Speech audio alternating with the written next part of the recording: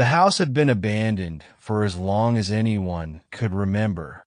At the edge of town, past the gnarled oak trees and the rusted iron gate that creaked in the wind, it stood, a crumbling Victorian mansion with broken windows and ivy choking its walls. The townsfolk whispered about it, warning children to stay away. But Evelyn had no choice. She was out of options.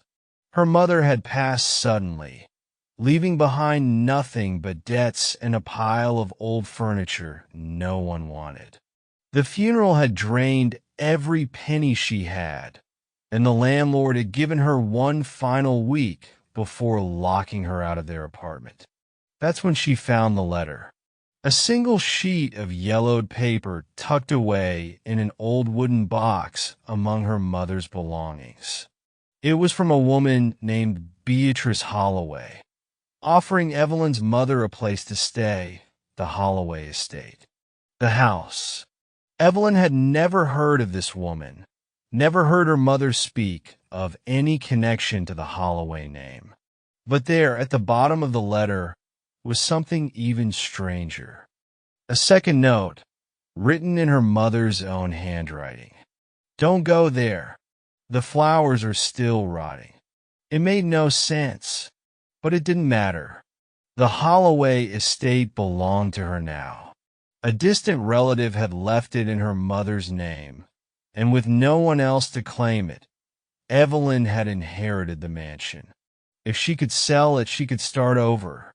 She had to go. The first thing she noticed when she stepped inside was the smell. Dust, mildew, and something rotting. Not food, not flesh. Something more. Floral. The foyer was lined with portraits of strangers, their painted eyes watching. The wallpaper peeled in long strips, curling like dead fingers. But the worst part was the vase. It sat in the center of the grand hall, perched on a marble pedestal beneath the chandelier. A tall, elegant vase of blackened porcelain, and inside it flowers, wilted brittle stems, dead petals clinging to life.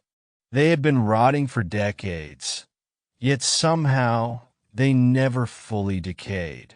Evelyn's mother's words whispered in her mind. The flowers are still rotting.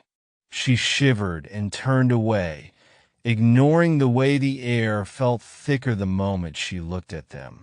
She had work to do. That night, Evelyn lay awake in the upstairs bedroom, listening.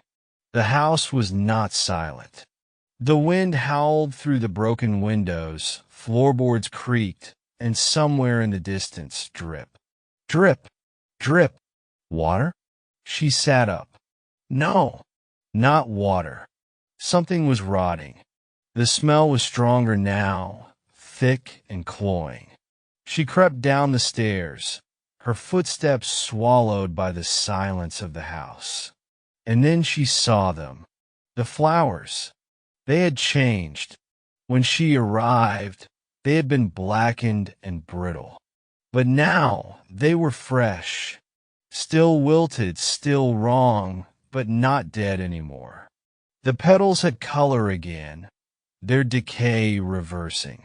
Evelyn's breath caught in her throat. That was impossible. She stepped closer, heart pounding, and saw something glistening on the marble pedestal.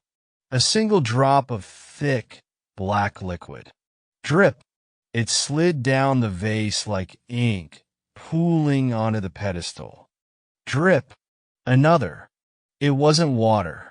It wasn't sap. It was blood. She stumbled back, and that's when she noticed the whispers.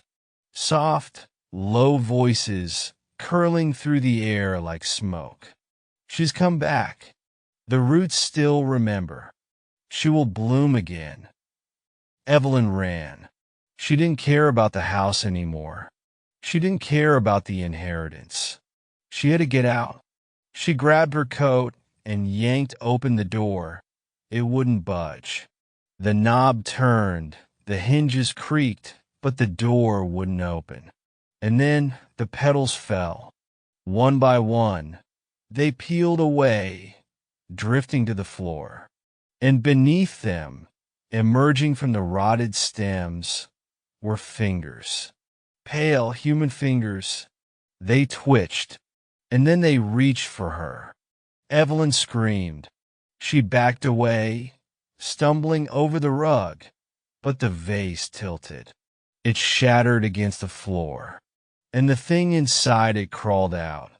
A woman, or at least what had once been one. Her skin was stitched together, patches of gray and rotting flesh barely holding shape. Her hair was woven with roots, twisted into vines that crept down her arms. Her eyes, black, hollow, and yet they saw everything. She opened her mouth, and the flowers inside her throat bloomed. She giggled, petals spilling from her lips. Then she whispered, "Mother left you behind." Evelyn's blood turned to ice. The creature lunged, its hands wrapped around her throat, vines snaking down her arms. The house trembled, the walls cracking, portraits falling. The roots were spreading. They crawled over the ceiling, up the stairs, wrapping around the banister. The house was alive, and it was hungry. Evelyn fought, kicking, clawing, trying to scream, but the vines tightened. She felt them burrowing under her skin, slipping beneath her nails. Her veins turned black. Her heartbeat slowed. The last thing she saw was the flowers, fresh, alive, blooming again. And then, as she took her final breath, they began to rot once more.